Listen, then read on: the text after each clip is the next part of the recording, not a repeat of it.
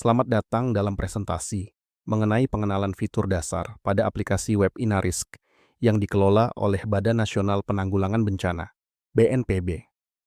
Slide pembuka ini menjadi gerbang awal untuk memahami bagaimana teknologi informasi dimanfaatkan dalam mitigasi bencana di Indonesia. Presentasi ini disusun dan disajikan oleh saya, Ivan Antonia, mahasiswa pascasarjana Universitas Shahid, dengan tujuan memberikan pemahaman komprehensif mengenai cara kerja dan navigasi platform Inarisk. Sebagai sebuah portal hasil kajian risiko bencana, aplikasi ini memegang peranan vital dalam menyajikan informasi kebencanaan yang akurat.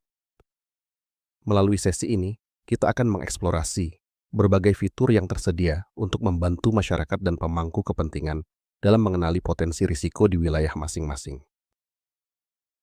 Memasuki pembahasan mengenai latar belakang, penting untuk memahami fondasi utama mengapa website Inarisk ini dibangun. Pengembangan portal ini didasari oleh kebutuhan nasional yang mendesak akan sebuah sistem data risiko bencana yang terpadu dan berbasis sistem informasi geografis atau GIS. Inarisk hadir dengan 5 fungsi strategis utama. Pertama, sebagai penyedia data risiko yang terintegrasi. Kedua, sebagai alat pantau efektivitas program penurunan risiko bencana.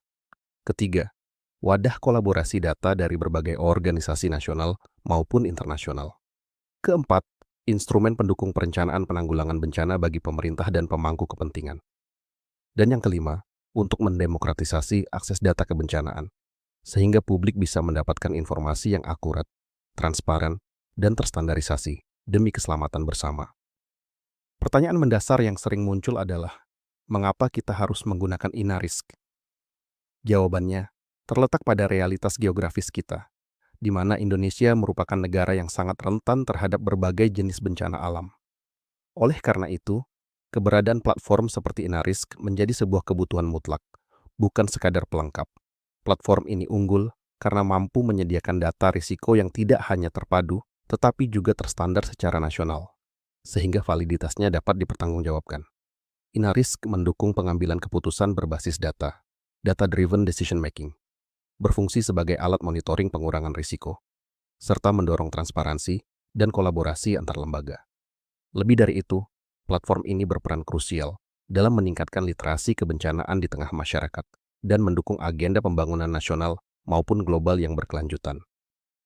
Pada slide ini, kita akan membedah antarmuka atau user interface dari laman utama Inarisk.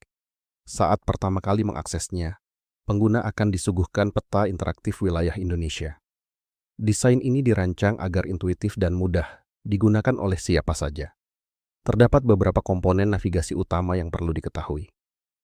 Di sisi kiri atas, terdapat tombol zoom in dan zoom out untuk memperbesar atau memperkecil tampilan peta. Di bagian atas, tersedia drop-down menu dan fitur pencarian peta, search bar, yang memudahkan pengguna mencari lokasi spesifik, seperti provinsi atau kabupaten. Fitur yang paling krusial terletak di sisi kanan, yaitu Layer Services.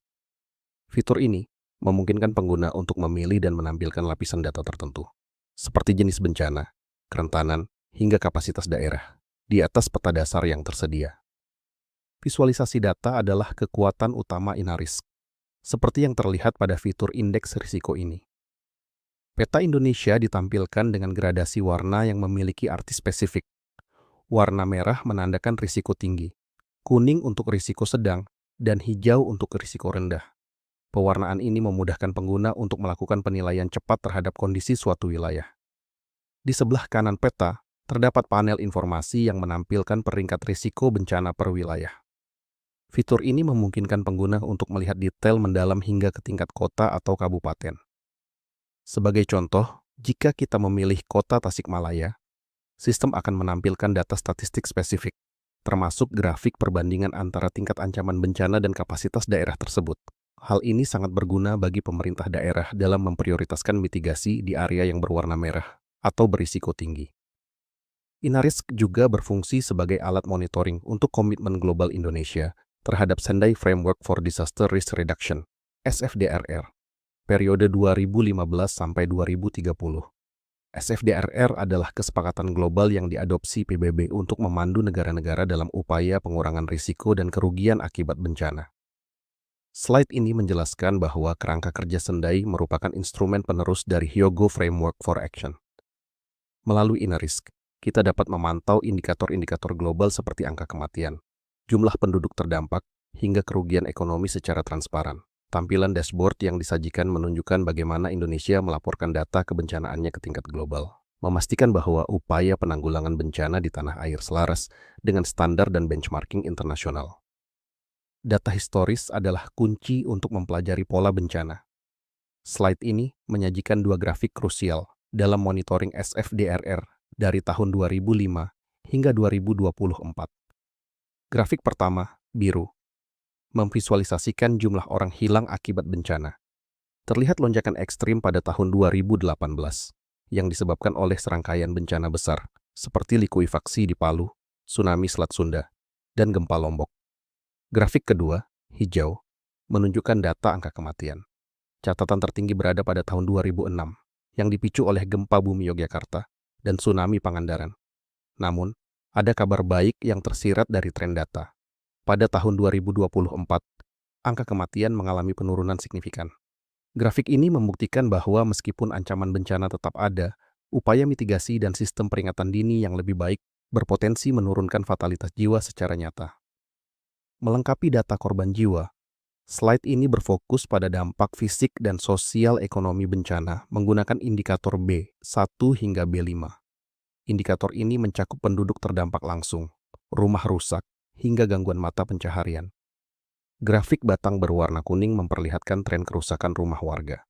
Analisis data menunjukkan bahwa kerusakan rumah terbesar terjadi pada tahun 2018, serta periode 2022 hingga 2024, yang mayoritas diakibatkan oleh gempa bumi, likuifaksi, dan tsunami. Menariknya, jika kita melihat perbandingan year on year, YoY, 2023 sampai 2024, terdapat tren yang beragam. Indeks penduduk terdampak B1 dan kerusakan rumah rusak ringan, sedang B3 meningkat. Namun jumlah orang terluka B2 dan rumah hancur total B4 justru menurun. Data ini sangat penting bagi pemerintah untuk merencanakan strategi rehabilitasi dan rekonstruksi yang lebih efektif di masa depan.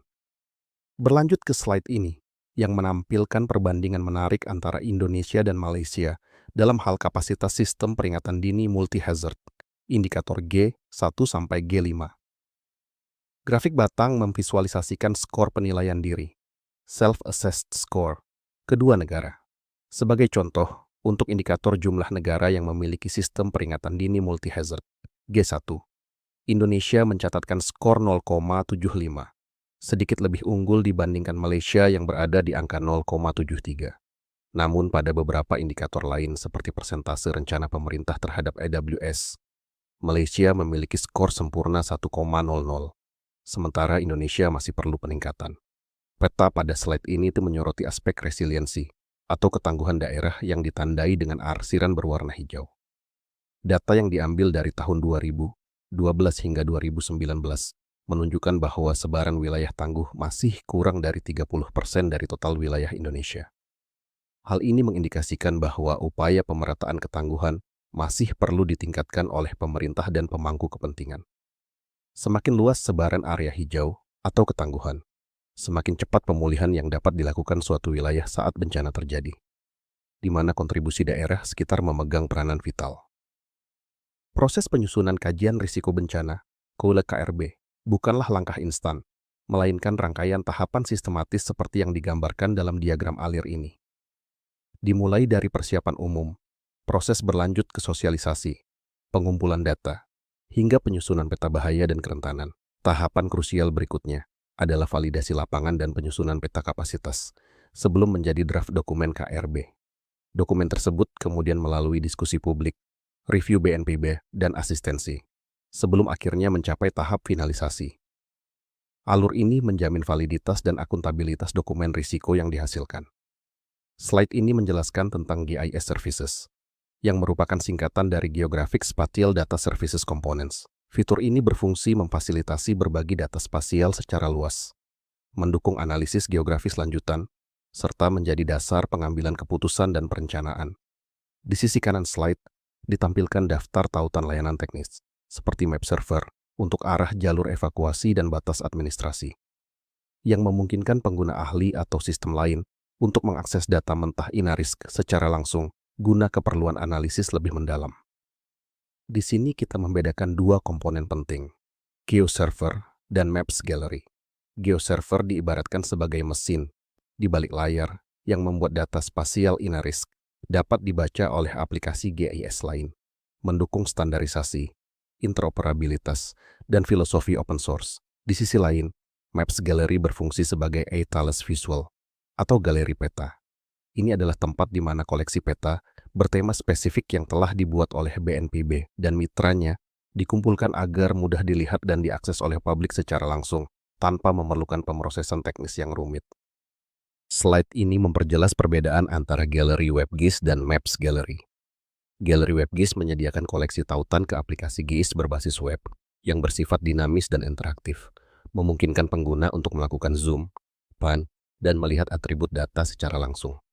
Berbeda dengan Maps Gallery yang bersifat statis, hanya berupa gambar PDF dengan tingkat interaksi rendah.